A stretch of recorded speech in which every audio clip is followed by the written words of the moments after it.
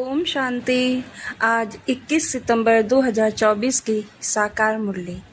बाबा ने कहा, मीठे बच्चे, बाप कल्प कल्प आकर तुम बच्चों को अपना परिचय देते हैं।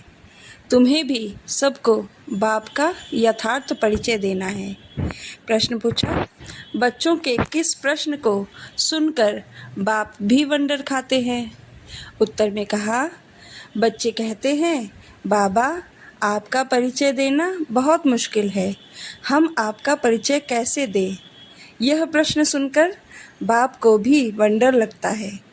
जब तुम्हें बाप ने अपना परिचय दिया है तो तुम भी दूसरों को दे सकते हो, इसमें मुश्किलात की बात ही नहीं। यह तो बहुत सहज है। हम सब आत्माएं निराकार हैं तो जरूर उनका बाप भी निराकार होगा। ओम शांति। मीठे मीठे रूहानी बच्चे समझते हैं बेहद के बाप पास बैठे हैं। यह भी जानते हैं बेहद का बाप इस रथ पर ही आते हैं। जब बाप दादा कहते हैं यह तो जानते हैं कि शिव बाबा है और वह रथ इस पर बैठा है, अपना परिचय दे रहे हैं। बच्चे जानते हैं वह बाबा है।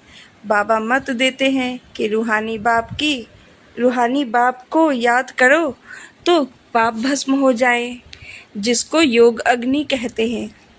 अभी तुम बाप को तो पहचानते हो तो ऐसे कभी थोड़े ही कहेंगे कि बाप का परिचय दूसरे को कैसे दूं।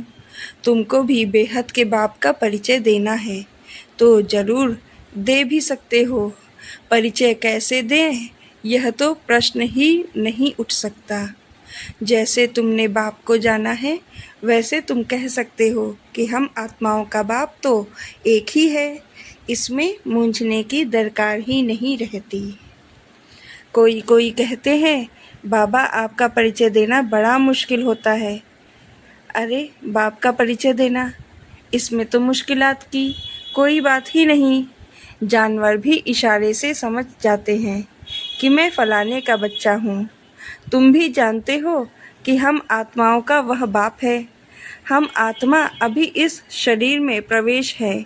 जैसे बाबा ने समझाया है कि आत्मा अकाल मूर्त है, ऐसे नहीं उसका कोई रूप नहीं है। बच्चों ने पहचाना है। बिल्कुल सिंपल बात है। आत्माओं का एक ही निराकार बाप है। हम सब आत्माएं भाई भाई हैं, बाप की संतान हैं। बाप से हमको वर्षा मिलता है।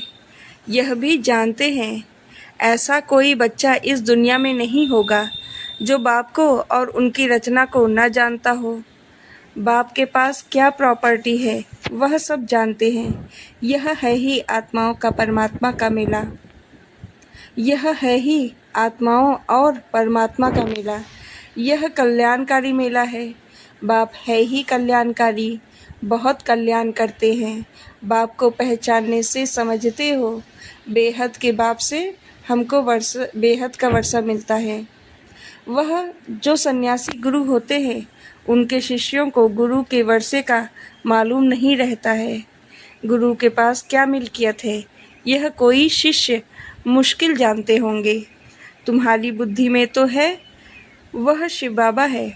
मिल्कियत भी बाबा के पास होती है। बच्चे जानते हैं बेहद के बाप के पास मिल्कियत है, विश्व की बादशाही, स्वर्ग। यह बातें सिवाय तुम बच्चों के और कोई की बुद्धि में नहीं है। लौकिक बाप के पास क्या मिल्कियत है वह उनके बच्चे ही जानते हैं। अभी तुम कहेंगे हम जीते जी पारलौकिक बाप के बने हैं, उनसे क्या मिलता है? वह भी जानते हैं हम पहले शूद्र कुल में थे, अभी ब्राह्मण कुल में आ गए हैं। यह नॉलेज है कि बाबा इस ब्रह्मा तन में आते हैं। इनको प्रजापिता ब्रह्मा कहा जाता है। वह शिव तो है सब आत्माओं का फादर। इनको प्रजापिता ब्रह्मा को ग्रेट ग्रेट ग्रैंडफादर कहते हैं। अब हम इनके बच्चे बने हैं। शिव बाबा के लिए तो कहते हैं वह हाजिरा हजूर है, जानी जानन हार है। यह भी अब तुम समझते हो कि वह कैसे रचना के आदि मध्य अंत की नॉलेज देते हैं। वह सब आत्माओं का बाप है। उनको नाम रूप से न्यारा कहना तो झूठ है। उनका नाम रूप भी याद है। रात्रि भी मनाते हैं। जयंती तो मनुष्यों की होती है। शिव बाबा की रात्रि कहेंगे। बच्चे समझते हैं रात्रि किसको कहा जाता है। रात्रि, रात में घोर अंधियारा हो जाता है। अज्ञान अंधियारा है ना। ज्ञान सूर्य प्रगटा, अज्ञान अंधेर विनाश। अभी भी गाते हैं परंतु अर्थ कुछ नहीं समझते। सूर्य कौन है, कब प्रगटा, कुछ नहीं समझते। बाप समझाते हैं। ज्ञान सूर्य को ज्ञान सागर भी कहा जाता है। बेहद का बाप ज्ञान का सागर है। सन्यासी, गुरु, गोसाई आदि अपने को शास्त्रों की अथॉरिटी समझते हैं। वह सब है भक्ति। बहुत वेद शास्त्र पढ़कर विद्वान होते हैं तो बाप रूहानी बच्चों को बैठ समझाते हैं। इनको कहा जाता है आत्मा और परमात्मा का मेला। तुम समझते हो बाप इस रथ में आए हुए हैं। इस मिलन को ही मेला कहते हैं। जब हम घर जाते हैं तो वह भी मेला है। यहाँ बाप खुद बैठ पढ़ाते हैं। वह फादर भी है, टीचर भी है। यह एक ही पॉइंट अच्छी रीति धारण करो, भूलो मत। अब बाप तो है निराकार। उनको अपना शरीर नहीं है तो जरूर लेना पड़े तो खुद कहते हैं मैं प्रकृति का आधार लेता हूँ, नहीं तो बोलूँ कैसे। शरीर बिगड़ तो बोलना होता नहीं। तो बाप इस तन में आते हैं।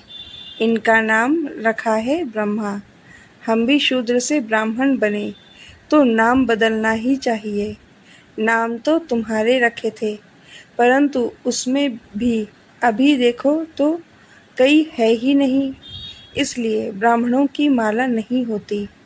भक्त माला और रुद्र माला गाई हुई है। ब्राह्मणों की माला नहीं होती। विष्णु की माला तो चली आई है। सूक्ष्म वतन में विष्णु को 4 भुजा वाला दिखाया है। 2 भुजा लक्ष्मी की, 2 भुजा नारायण की। बाप समझाते हैं मैं धोबी हूँ। मैं योग बल से तुम आत्माओं को शुद्ध बनाता हूँ। फिर भी तुम विकार में जाकर अपना श्रृंगार ही गंवा देते हो। बाप आते हैं सबको शुद्ध बनाने। आत्माओं को आकर सिखलाते हैं तो सिखलाने वाला जरूर यहाँ चाहिए ना।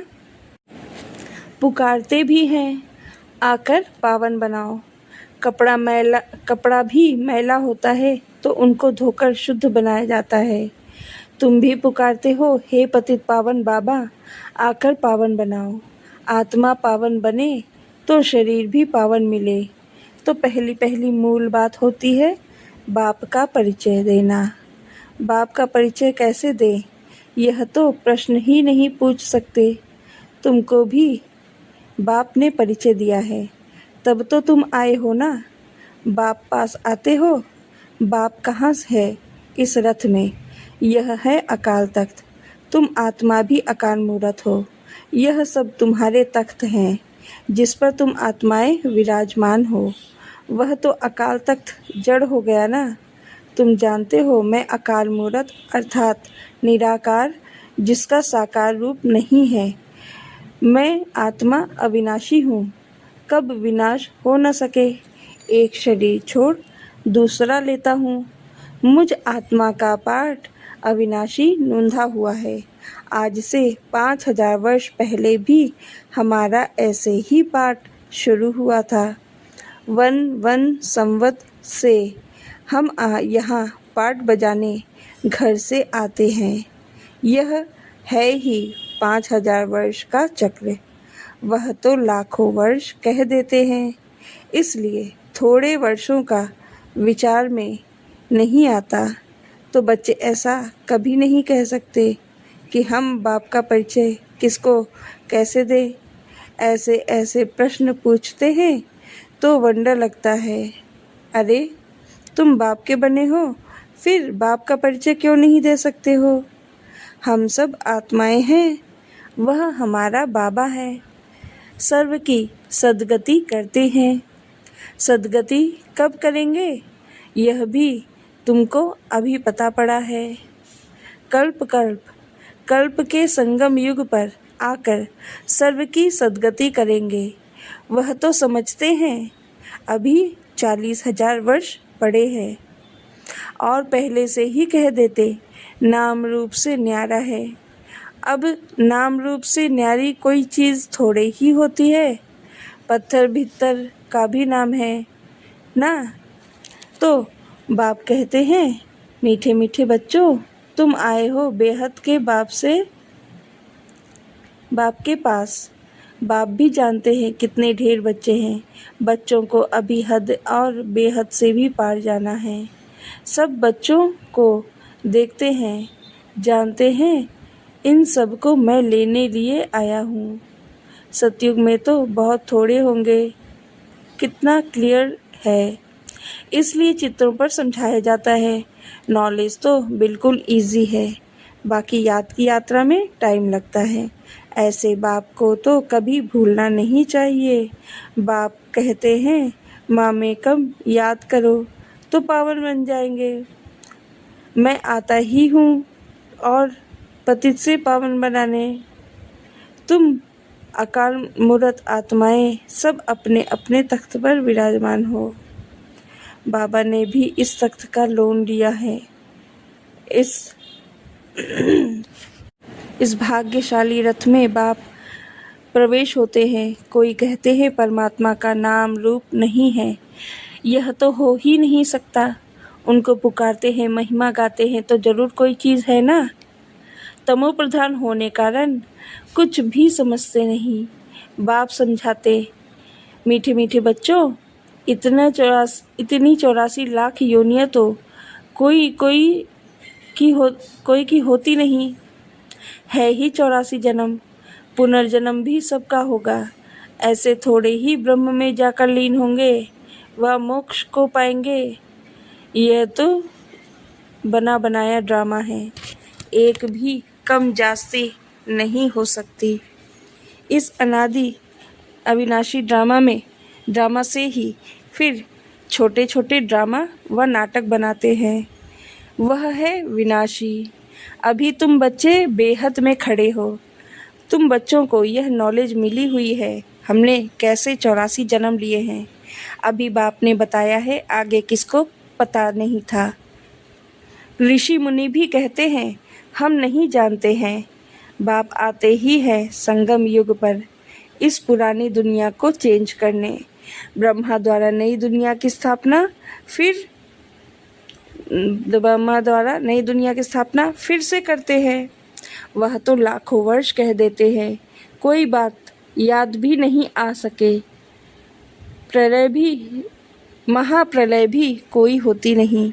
बाप राजयोग सिखलाते हैं, फिर राजाई तुम पाते हो। इसमें तो संशय की कोई बात ही नहीं। तुम बच्चे जानते हो पहले नंबर में सबसे प्यारा है बाप, फिर नेक्स्ट प्यारा है श्री कृष्ण। तुम जानते हो श्री कृष्ण है स्वर्ग का पहला प्रिंस, नंबर 1। वही फिर 84 जन्म लेते हैं। उसको अंतिम जन्म में मैं प्रवेश करता हूँ। अब तुमको पतित से पावन बनना है। पतित पावन बाप ही है। पानी की नदियाँ थोड़े ही पावन कर सकती है। यह नदियाँ तो सतयुग में भी होती है, वहाँ तो पानी बहुत शुद्ध रहता है, किचड़ा आदि कुछ नहीं रहता। यहाँ तो कितना किचड़ा पड़ा रहता है। बाबा का देखा हुआ है, उस समय तो ज्ञान नहीं था, अभी वंडर लगता है पानी कैसे पावन बना सकता है। तो बाप समझाते हैं, मीठे बच्चे कभी भी मूंझो नहीं कि बाप को याद कैसे करें। अरे तुम बाप को याद नहीं कर सकते हो, वह है कुख वंशावली, वह है कुख की संतान। तुम हो एडॉप्टेड बच्चे। एडॉप्टेड बच्चों को जिस बाप से मिल्कियत मिलती है उनको भूल सकते हैं क्या? बेहद के बाप से बेहद की मिल्कियत मिलती है तो उनको भूलना थोड़े ही चाहिए। लौकिक बच्चे बाप को भूलते हैं क्या? परंतु यहाँ माया का अपोजिशन होता है, माया की युद्ध चलती है, सारी दुनिया कर्म क्षेत्र है।